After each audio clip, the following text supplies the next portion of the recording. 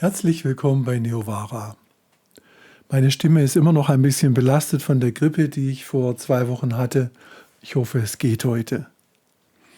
Und heute wird es für mich ein bisschen persönlich, denn das hier ist auch meine große Schwäche, nämlich Ordnung halten. Nicht, weil ich es nicht wüsste, nicht, weil ich es nicht könnte, sondern weil immer irgendwas Wichtiges dazwischen kommt. Und genauso geht es vielen. Die denken dann, ich bin halt chaotisch oder ich bin unorganisiert.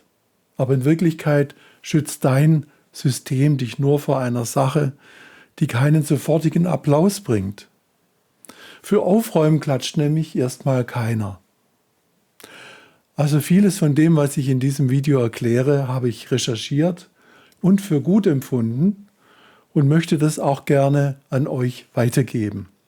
Aber ehrlicherweise bin ich darin auch noch nicht so gut geübt und deshalb ist dieses Video nicht nur für euch, sondern auch für mich selbst gedacht und ich hoffe, dass einige Zeit später dann unser Haus viel ordentlicher ist als heute.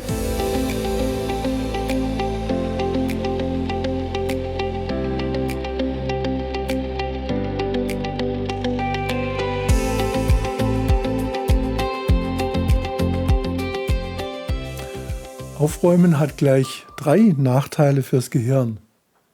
Erstens, es wird praktisch nie fertig. Du fängst an und siehst sofort, oh Mist, da ist ja noch viel mehr. Das mag das Gehirn gar nicht. Zweitens, es gibt keine schnelle Belohnung. Bei Handy, bei Schokolade, Zigarette kommt sofort was. Bei Ordnung kommt sie erst recht spät. Drittens, wir machen es uns selbst schwer, mit dem Satz, wenn, dann richtig. Also nicht 8 Minuten Schreibtisch, sondern direkt den ganzen Keller aufräumen, die Bühne ausmisten. Heute werden alle Ordner ausgemistet und neu sortiert und so weiter. Das ist einfach zu groß, also sucht unser Gehirn nach einem Ausweg. Das bedeutet, deine Unordnung heißt nicht, du bist schlampig, sondern oft nur, du hast dich selber vor Überforderung geschützt. Und genau das setzen wir heute gleich an. Kleiner, klarer, fertig. Es gibt aber auch noch eine ganz andere Art von Unordnung, nämlich nicht loslassen können.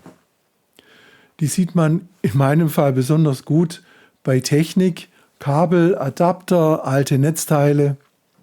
Christine sagt immer, es gibt keinen Menschen auf der ganzen Welt, der so viel Kabel hat wie du. Und ich glaube, sie hat wahrscheinlich recht. Aber es hat ja auch einen Vorteil. Wenn irgendwo ein exotisches Kabel fehlt, dann wissen alle ziemlich sicher, der Wolfgang hat so eins. Ich konnte schon einigen Freunden damit schnell aus der Patsche helfen. Das Problem entsteht aber dann, wenn aus könnte noch nützlich sein ein dauerhaftes darf auf keinen Fall weg wird.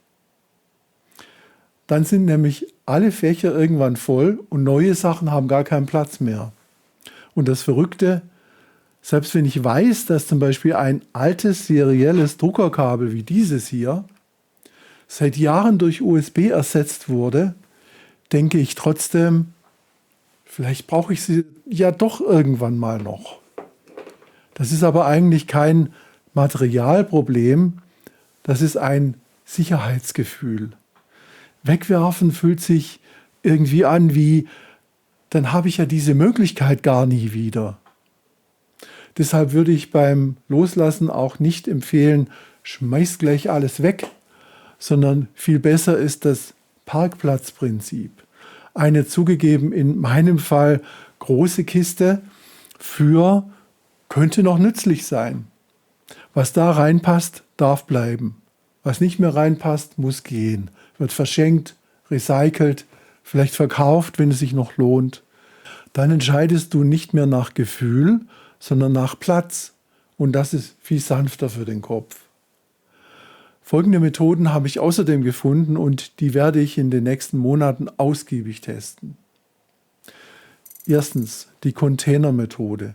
Stell dir vor, jedes Thema bekommt ein eigenes Zuhause. Computerkabel gleich Box 1. Fotozubehör gleich Box 2. Lauflampen für Frieda und Rico gleich Box 3. Und wenn eine Box voll ist das Thema voll. Punkt. Du musst dann nicht mehr überlegen, brauche ich das vielleicht noch im Jahr 2031, sondern du sagst, der Container ist voll, also entscheidet der Platz. Wenn das neue Ding im Container keinen Platz hat, dann muss eben ein altes Ding weg. Das ist weniger schmerzhaft als wegwerfen, weil du nicht gegen dein Sicherheitsgefühl kämpfst, sondern nur noch gegen den Platz. Zweitens, 10 Minuten Tagesreset. Das ist der Trick für Menschen, die eigentlich keine Zeit haben. Timer auf 10 Minuten stellen und nur das aktuell Sichtbare aufräumen. Kein Keller, keine Schubladen, keine Steuerordner, nur Tisch frei, Küche frei, Sofa frei, nach 10 Minuten aufhören. Warum? Weil dein Gehirn sofort die Belohnung sieht. Und weil du weißt, das überlebe ich. 10 Minuten machen wir problemlos. 2 Stunden machen wir nicht. Da suchen wir uns lieber eine Ausrede. Drittens, 1 rein, 1 raus Regel. Das ist brutal, ehrlich, aber sehr wirksam. Kommt ein neues Kabel, geht ein altes. Kommt ein neues Werkzeug, geht ein altes. Sonst explodiert irgendwann der Bestand. Für dich heißt das, du darfst Technik lieben, aber nicht unendlich breit. Es zwingt dich zu sagen, was ist heute Standard? USB-C zum Beispiel. Dann darf das alte serielle Kabel in Rente. Viertens, 90-Tage-Box. Die ist für genau ich kann das doch nicht wegwerfen, es ist doch noch gut. Alles, bei dem du zögerst, bekommt ein Datum draufgeschrieben oder draufgeklebt und kommt in die 90-Tage-Box. Die Kiste kommt dann außer Sicht, wenn du das Teil dann in 90 Tagen nicht gebraucht hast, war es zu 90% nur Sicherheitsaufbewahrung. Dann kannst du es verschenken, recyceln, verkaufen. Eine gute Entscheidung heute, loslassen später. Das entkoppelt Gefühl von Handlung. 5. Nur einmal anfassen Regel. Das ist gegen diese kleinen Haufen, die immer wieder wachsen und wandern. Was du in der Hand hast, bekommt sofort eine Entscheidung. Bleibt hier, weil ich brauche es gleich nochmal, kommt wieder an seinen Platz zurück oder wird entsorgt. Kein ich leg's mal dahin, jedes ich leg's mal irgendwo hin, produziert später eine Aufräumstunde. Ein Griff, eine Entscheidung, fertig. Okay, und wenn du jetzt sagst, ja, aber selbst mit Box musst du ja irgendwann entscheiden, was du mit den Dingen machst, dann hast du völlig recht. Entscheiden kann mir und dir niemand abnehmen. Aber wir können in Schichten entscheiden. Die erste Schicht ist dieses Ding aktuell oder nicht? Brauche ich das in den nächsten 3 Monaten realistisch? Wenn ja, in die richtige Box. Wenn nein, in die 90-Tage-Box. Die zweite Schicht ist, passt das Ding noch zu meinen Geräten, die noch leben?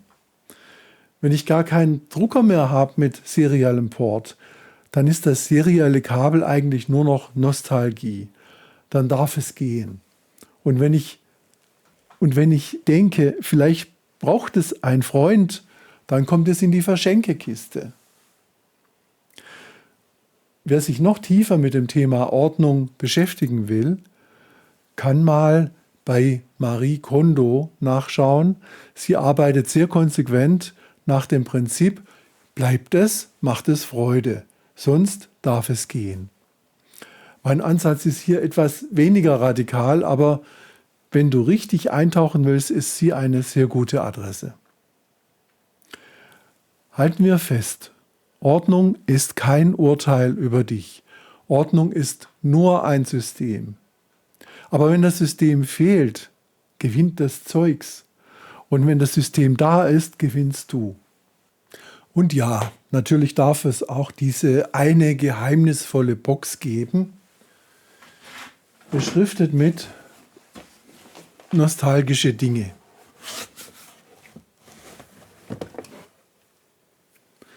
haben wir doch alle.